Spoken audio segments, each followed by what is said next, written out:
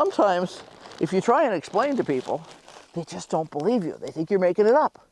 And you're like, okay, you don't have to believe me. See what happens.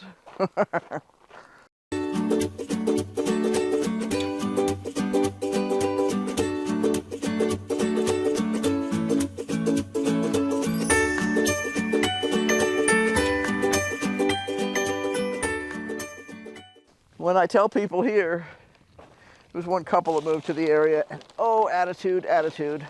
They knew everything. They were master gardeners. They were this, they were that, they were the other thing. I'm like, okay, I've been feeding my family from my own garden most of the time for almost 20 years. I'm not going to tell you we don't buy other vegetables and fruit. We certainly do. There's things you can't grow here. But the vast majority of our regular stuff, tomato sauce, green beans, carrots, all that what I call stock stuff, we raised it ourselves. They knew everything. They were going to do all these fancy permaculture techniques. And permaculture does work. It really does. If you have 5 years, if you have 10 years, if you have unlimited sources of compost. One of the things we don't have here naturally is compost because we don't have deciduous trees here. So without deciduous trees, making compost is a real challenge. And we don't raise animals, so we don't have a lot of spoiled hay and manure and all that other kind of stuff. So the resources that we just considered to be totally normal when we lived in Maine and Massachusetts and South Carolina and lots of other places, all those leaves that used to have to be raked every year and stuff like that, and we don't have that here. So you save a lot of time raking leaves. However, you have to buy your compost because there's nothing to make it out of. And it's hard to keep your compost piles wet enough here for the things to actually decompose. So, yeah, it's always interesting to see when people move into an area and they have an attitude, how well it works out for them. I guess it works out fine for some folks, but it can be a hard lesson, shall we say. Even if you think you're prepared, it can be a hard lesson.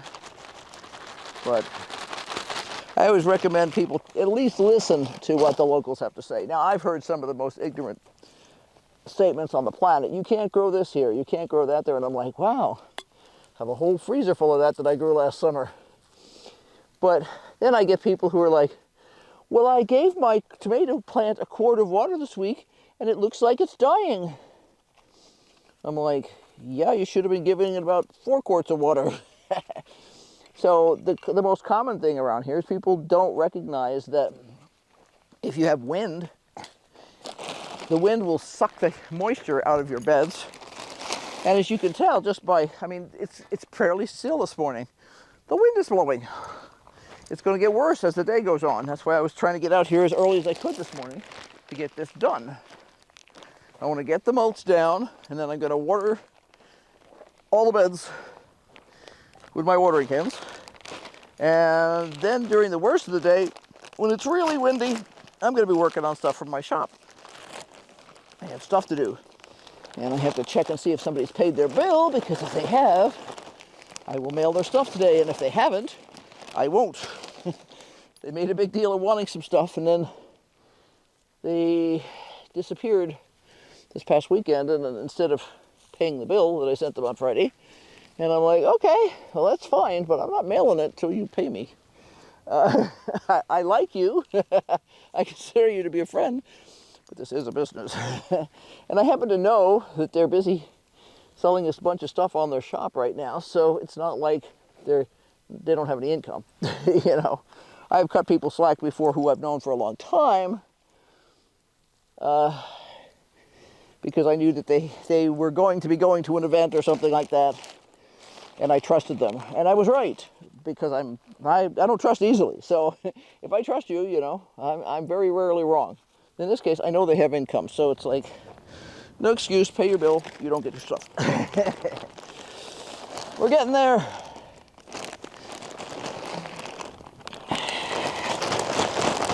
I'm hoping to get some molds made in the studio today. Maybe some waxes. I have a carving that I've been working on forever that needs to be molded so that I can cast it.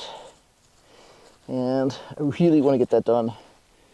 It's very annoying. It's one of those things where you're like, this should be easy. And then later on you think, why did I think that was going to be easy? The answer was no, I didn't realize exactly how difficult the piece it was to carve.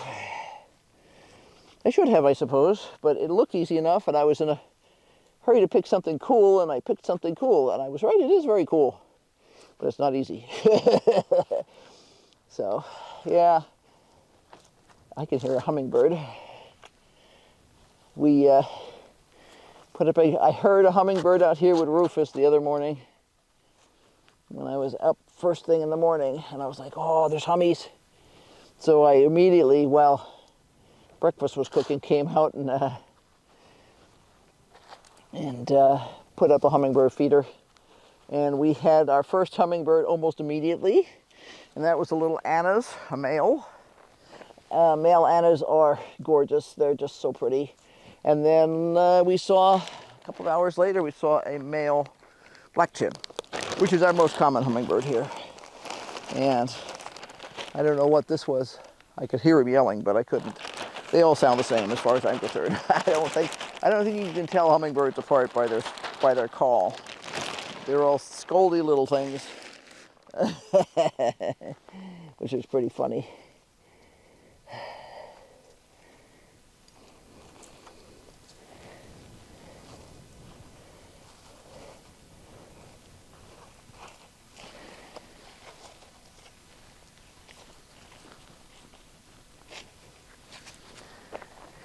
All right, I think I want to remove that ugly piece of cement. I have a nicer looking rock sitting around. I have some flat ones. I don't want any of these. These are caliche.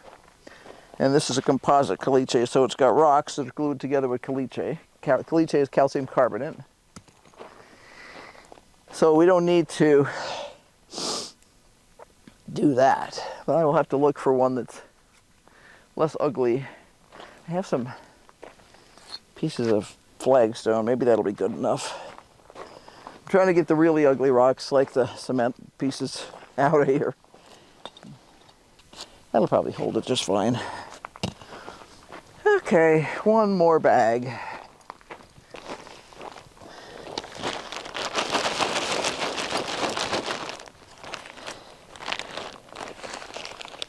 Looks so much nicer with a little bit of mulch on it. I need to cut the asparagus again this morning. I'll have to decide if I should wait now or do it now or do it in time for dinner.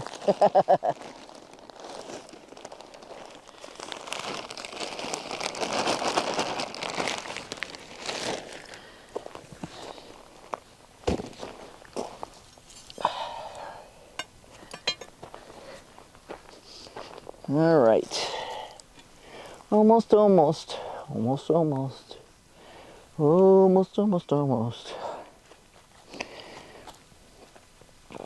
I am picking out a few dead pieces of grass.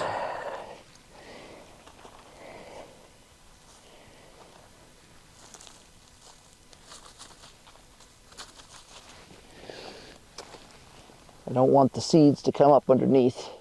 Most of the grass that's in here is at least not something that Rufus is allergic to. I tried to get all the Timothy grass out last year. As soon as I knew he was allergic to Timothy grass, I looked it up and started pulling. And then as we would get a little bit of rain or something and I'd have new plants pop up, I was like, okay. The nice thing is the Timothy grass around here, the leaves turn red in the fall. So I actively watched for any of the red-leaved grasses and I yanked those out right away. Okay, I'm going to walk around, make sure I didn't miss any spots. I can see a spot over there that I missed. As you go different, because I'm tucking stuff in between plants, and I don't want to be too rough. I'm going to get the mulch in there without damaging the new canes for next year. Sometimes as you look from different directions, you'll say, oh, I missed a spot.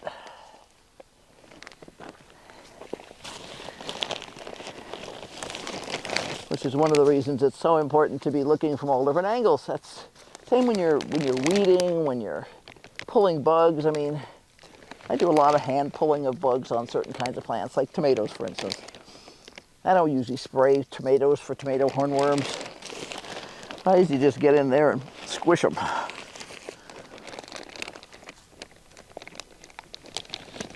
But you have to be paying attention.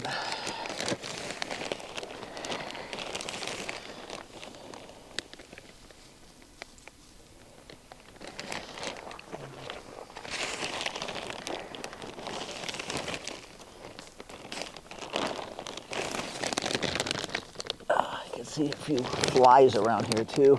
We've already had a couple of flies in our house this spring. I'm not a fan of flies. And that's one of the problems if you use manure. Even if it's the stuff that's been baked to kill the fly eggs, it's still, the smell still attracts them. So